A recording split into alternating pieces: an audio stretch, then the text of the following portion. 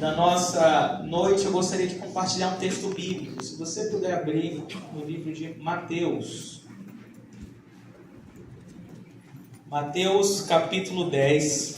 A gente vai ler o versículo 16.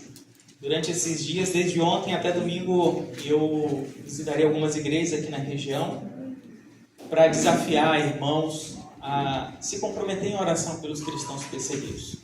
Eu trabalho já há 10 anos com a Portas Abertas de forma integral e nesses últimos 10 anos tenho servido cristãos nesses lugares mais hostis e eu quero compartilhar um pouquinho com os irmãos sobre o que eles têm enfrentado e o que a gente pode fazer para ajudá-los, para apoiar esses irmãos. Mateus capítulo 10, versículo 16. Todos acharam? Amém. Amém. O texto nos diz o seguinte: eis que vos envio como ovelhas para o meio de lobos. Sede, portanto, prudentes como as serpentes e simples como as pombas. Eu vou ler esse versículo, mas eu quero explicar um pouco onde é que ele está encaixado aqui, meus irmãos. Se você quiser manter a sua Bíblia aberta, depois dessa reflexão eu vou mostrar também algumas imagens, vou trazer alguns testemunhos, mas a gente quer partir daqui. Se você volta um pouquinho no final do capítulo 9, versículo 35, lá diz o seguinte: percorria Jesus todas as cidades e povoados, ensinando nas sinagogas, pregando o evangelho do reino e curando toda sorte de doenças e enfermidade. E aí ele se compadece das multidões, porque estavam aflitas como ovelhas que não têm pastor. E ele diz aos seus discípulos: a seara na verdade é grande, mas os trabalhadores são poucos. E logo na sequência, capítulo 10, versículo 1, Jesus chama aqueles 12, dá autoridade para os 12 discípulos e envia os 12 para que eles preguem a mensagem do arrependimento. Versículo 5 diz que a estes 12 enviou Jesus. Então Jesus envia dando uma mensagem muito específica que está no versículo 7. Pregai que está próximo o reino dos céus. E esse texto que a gente leu, eis que vos envio como ovelhas para o meio de lobos, é exatamente Jesus Cristo enviando os seus 12 discípulos para que eles pregassem o evangelho. Mas eu queria pensar com você rapidamente o que significa ser enviado como ovelha para o meio de lobos. Para pensar. Imagina uma ovelha literalmente cercada por lobos. Você acha que essa ovelha ela vai ter uma vida segura? Não. Uma vida confortável? Não. Uma vida tranquila? Não. Mas se você imaginar uma ovelha rodeada de lobos, você vai ter certeza de que essa ovelha ela vai ter uma vida difícil, uma vida perigosa, uma vida arriscada. Jesus Cristo, quando ele envia aqueles 12, e aqui eu quero lembrar, irmãos, isso não se aplica somente àqueles 12, se aplica a mim e você também. Quando ele nos envia para uma vida, não para uma vida confortável, segura e tranquila, mas para uma vida arriscada e perigosa, por causa do Evangelho. Se você lembra bem, João Batista, ele começa a pregar no capítulo 3 de Mateus, e a mensagem de João é: arrependei-vos porque é chegado o reino dos céus. O que acontece com João? Ele é preso e depois ele é decapitado. No capítulo 4, versículo 17, o próprio Jesus continua pregando a mesma mensagem: arrependei-vos porque é chegado o reino dos céus. Não era a hora de Jesus, por isso ele não foi pego e não foi morto, mas tentaram todo o tempo matar Jesus. E aí Jesus depois ele dá essa mensagem para os seus discípulos, a mesma mensagem que João Batista pregou. Foi preso e decapitado, a mesma mensagem que Jesus pregou e foi perseguido, ele dá para os seus 12 pregar. O que você acha que vai acontecer com aqueles homens? Eles também enfrentarão dificuldades. É por isso que ele diz: eu vos envio como ovelhas para o meio de lobos, ou seja, uma vida perigosa, uma vida arriscada. E a situação ainda piora. Se você ver o versículo 22 do capítulo 10 que a gente está lendo, o texto diz o seguinte: sereis odiados de todos por causa do meu nome. Imagina aqueles 12 recebendo essa mensagem de Jesus. Eles receberam autoridade e poder, até aí tudo bem, porque todo mundo gosta disso, né? Todo mundo quer ter autoridade para expulsar demônios, para curar. Mas essa autoridade ela também vem carregada dessa responsabilidade aqui. E Jesus prepara os 12, e não somente a eles, mas a cada um de nós, para uma vida perigosa. E aí você pode perguntar: mas onde é que está o perigo? Para a gente que mora aqui no Brasil. Vou falar de cristãos que estão em situações de perigos constantes. Imagina o seguinte, imagina um cristão no Afeganistão, a sua casa é invadida por um terrorista. E esse cristão, ele é ameaçado, colocado uma arma na cabeça dele e é dito, ou você nega Cristo, ou você vai morrer. Se aquele irmão ele não negar Cristo, o que vai acontecer com ele? Ele vai morrer. Vai morrer. Essa é uma ilustração, mas coisas como essa ou piores acontecem. Isso é perigoso. Agora imagina aqui no Brasil, uma pessoa, ela não vai ter uma arma apontada na cabeça, muito dificilmente, porque ela está pregando o evangelho, ou porque ela é cristã. Pode acontecer de casos isolados, mas em geral a gente não vai ver isso.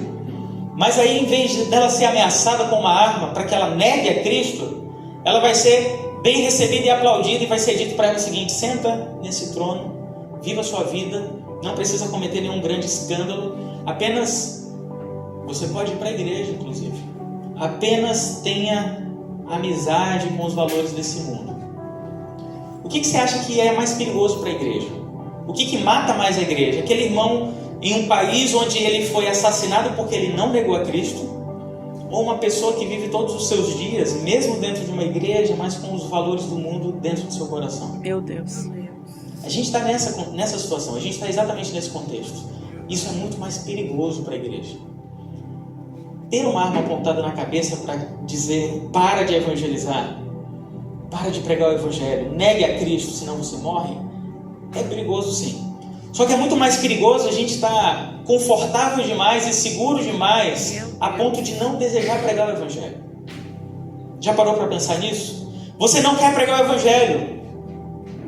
Você não quer alcançar outras pessoas por vergonha, por medo, ou simplesmente pela segurança, pela tranquilidade. Você quer desfrutar dos seus dias e ter a sua segurança. Não me incomode com essas coisas. Eu já vou para a igreja e dou meu dízimo. Meu Deus. Eu, inclusive, leio a Bíblia. Mas, irmãos, se os valores desse mundo, o apego pelas coisas desse mundo for maior do que o desejo de anunciar o evangelho, se por conta do conforto a gente abre mão de fazer a vontade de Deus, saiba que isso é muito mais perigoso do que você viver numa Coreia do Norte, por exemplo. Porque esses irmãos, eles estão pagando um preço exatamente por causa do evangelho, por causa de Jesus, por causa da palavra do Senhor. São assassinados, são mortos. Somente no ano passado mais de 4.600 cristãos foram assassinados.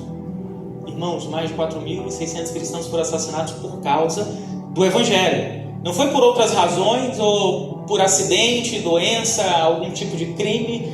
Não, mas porque eles pregavam o evangelho. Eles pregavam o evangelho e por serem cristãos foram assassinados. Pelo menos 4.600 cristãos. Se você divide isso aí por dia, imagina que você pega esse número e divide por dia do ano, isso dá equivalente a pelo menos 12 cristãos assassinados a cada 24 horas. Meu Deus. É exatamente esse contexto que a igreja em muitos países, e na verdade a gente está falando aí de mais de 70 países, vive hoje. A Portas Abertas ela existe exatamente para ajudar cristãos que são perseguidos nesses lugares mais hostis. Eu tenho aqui na minha mão, vou mostrar para vocês.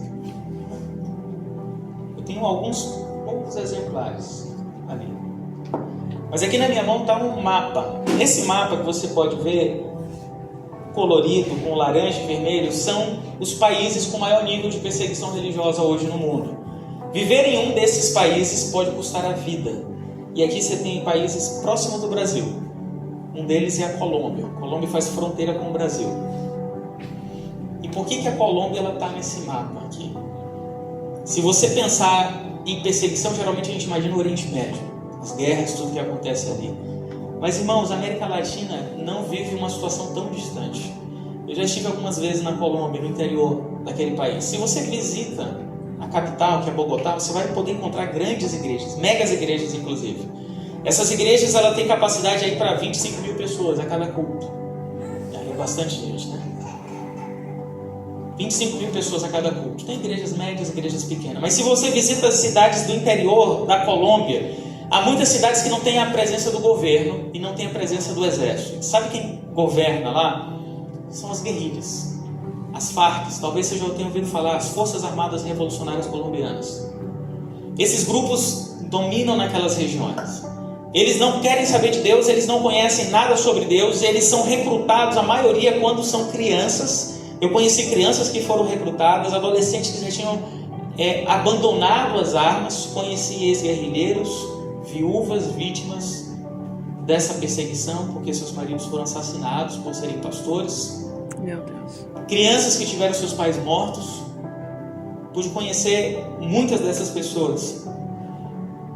E para eles, são recrutados desde cedo. Eles vão viver na selva, nas montanhas da Colômbia. No meio da selva eles recebem treinamento. Eles recebem uma lavagem cerebral, uma ideologia pesada. Não creem em Deus nenhum. Na verdade, eu já vi um deles que inclusive dizia que o Deus dele era a arma dele.